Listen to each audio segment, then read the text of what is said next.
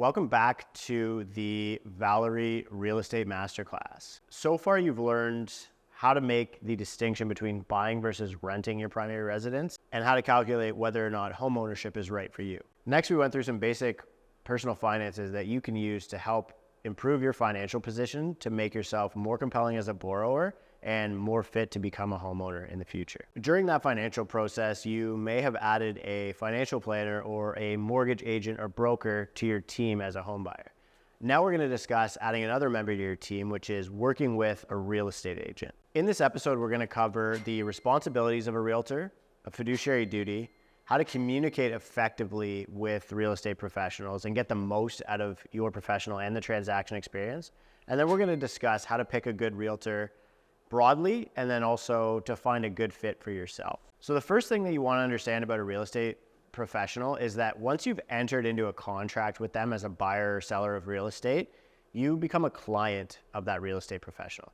And this means that they have something called a fiduciary duty. A fiduciary duty is a legal obligation that a realtor has to represent your best interests as a client. This means that the fiduciary accepts legal responsibility for duty of care, loyalty, good faith, and confidentiality to you as a client during the home buying process. The way that you can create this relationship with your real estate professional is through signing something called a buyer representation agreement. This is what it looks like. Beyond that fiduciary duty, realtors have a handful of responsibilities that they need to undertake to ensure that they are helping you make a decision in your best interest. After all, it is now their legal obligation to do so. The primary role that a realtor has is helping you search for properties. In the real estate transaction, there's a party on either side of the transaction in most cases. There are instances where both sides can be represented by the same party. This is called multiple representation. But for the most part, you'll have a buyer agent and a seller agent. So we're going to start by going through the rules that a buyer agent would have to fill for their clients. So a buyer agent's fiduciary duty requires that they search for properties that align with a buyer's preferences. And the way that most realtors do this is through something called a multiple listing service or an MLS. Now, a lot of public information is available from the MLS on a variety of real estate websites. This is why you can see almost all of the properties that are listed for sale on certain real estate boards on the Valery website. Realtors can use various automation tools to search for properties and then send them to you when something comes up that's met your criteria.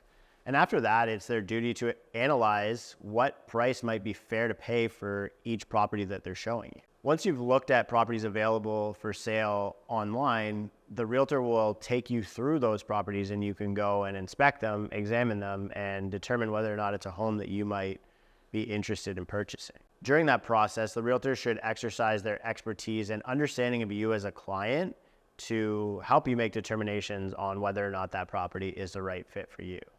This can include things as qualitative as design choices or space choices or layout.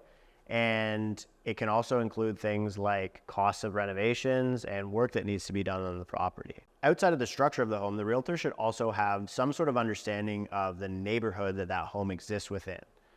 They should be giving you information about the different school districts, demographics in the area, retail and commercial service amenities, transit, as well as a variety of neighborhood features that might impact the value of a home. After all, it really is their job to understand and examine most of the factors that could contribute to the value of the property that you're interested in purchasing. Once you found a home that you're interested in, the agent ought to review comparable sales of properties that are just like this one in the area in recent history, and they'll use that to come up with a value for the property that you can reasonably pay.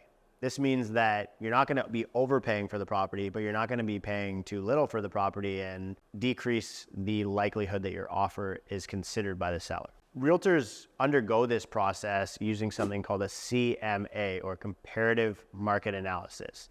And the instant evaluation tool on the Valery website does just that using AI technology. I just want to remind you that this is really a high level look at what a realtor's role is in the purchase process. This is really where your journey starts, and Valery, the chatbot, will take you the rest of the way.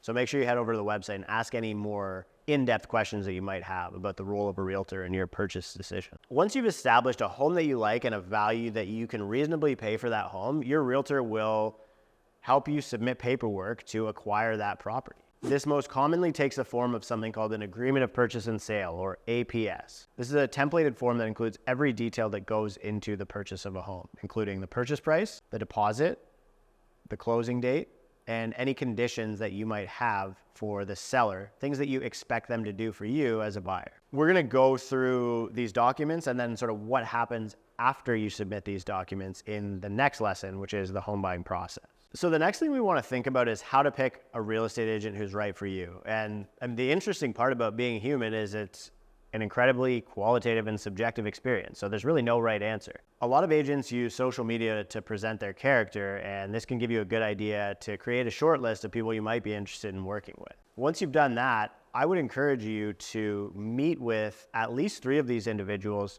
and get an understanding for what their process looks like as a buyer agent and or as a seller agent, depending on which one you need representation on. And even more specifically, get a feel for their experience on buy side versus sell side. Agents may have more experience in different types of transactions. So you might find somebody who specializes in pre-construction if that's the type of purchase that you're looking for, or you might find an agent who specializes in first-time home buyers if that's the type of transaction that you're looking to do. It's also worth noting that in certain areas of Canada, realtors have to disclose whether or not they're full-time or part-time, but this is not the case in Ontario. A lot of people might be tempted to work with a close friend or family who has little experience and might not actually take the real estate profession seriously. They maybe do it as a side hustle or a part-time job. And in a lot of cases, they're doing this because they're told that there's a kickback associated with it or some other commission arrangement. But the reality is, in most cases, people who are focusing on that specific component of the transaction are often looking at the wrong number. When you're interviewing somebody, you want somebody who can show you the results that they deliver on getting you the right home at the right price, rather than getting you the right home at the wrong price with the right fee. And so it's important to really understand the scope of options and choose an agent who you're confident is actually the best person for the job. At the end of the day, I want you to understand that you're hiring somebody who has a fiduciary duty to you. You're creating a business relationship. And I don't want you to treat it any differently than you would if you were interviewing an employee or a lawyer or any other professional. If you had a contractor come to your house, are you going to take the first quote and the only quote? Typically, you're probably not going to do that. You're going to want to see 1 or 2 or 3 different quotes and understand what each of them has to offer and understand the scope of pricing between all of those different options. And that's why I would typically encourage home buyers or sellers to interview multiple agents and understand the service offering of each of them. There's no way you can go too far or be too demanding as a potential client of these professionals. You can ask for portfolio. You can ask to see the type of transactions that they've done recently. Many of these professionals are going to present you with something called either a listing presentation or a buyer consult package, and they're going to try and pitch their services to you. And I would encourage you to be attentive during this process to really get an understanding for what you're getting from one professional versus the other.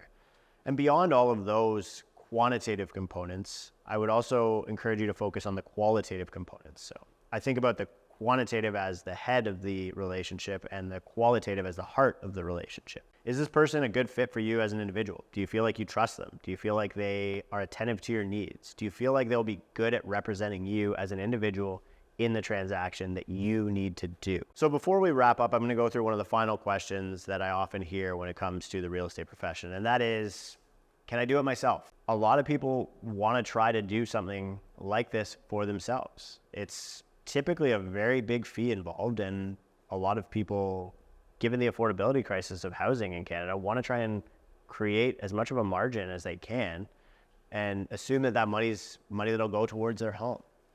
So it is possible to buy or sell a home on your own, although technically it's really not on your own. So we have to look at both sides of the transaction to see what it might look like if you are doing it yourself. As a seller, if you want to list your property on your own through a process called for sale by owner, you can do so using something called a mere posting. And that's exactly what it sounds like. It's merely a posting. You get your property posted on the MLS, and every other service is up to you as a seller. So if you're booking showings, you're the one doing that. If you're negotiating an offer, you're the one doing that. If you're negotiating the fee of the buyer's agent, you're the one doing that. And you're typically interacting directly with either the buyers or the buyer's agent. And as a seller, if you want your property marketed and exposed the way that a realtor would typically do it, you're responsible for doing that yourself. And this is really where the competitive advantage of some good realtors shines, is when you start getting into that marketing process. As a buyer, if you're trying to do it yourself, you're often going to want to try and approach the listing agent to do a deal directly with them. It's not uncommon for a buyer to approach the listing agent of a property and try and negotiate directly with the seller's agent in order to try and create some sort of fee advantage in the deal. The challenge is when you do this, you're entering into something called a multiple representation scenario. And this is when a realtor represents both the buyer and a seller in the transaction. I don't think I need to explain the risk of conflict of interest in this type of situation, especially given that the seller's agent had the original relationship with the seller in this transaction. So this concludes our discussion on how to choose the right realtor for you. And I hope through this lesson you've learned the duties of a realtor, what legal obligations they have to you, and all of the different steps in the process that a realtor is going to help you to do as a home buyer or a home seller, as well as how you might be able to go about doing these things yourself as a DIY home buyer or home seller. And on that note, I'm really looking forward to the next two lessons, which are a thorough breakdown of the home buying process and the home selling process. So I'll see you there.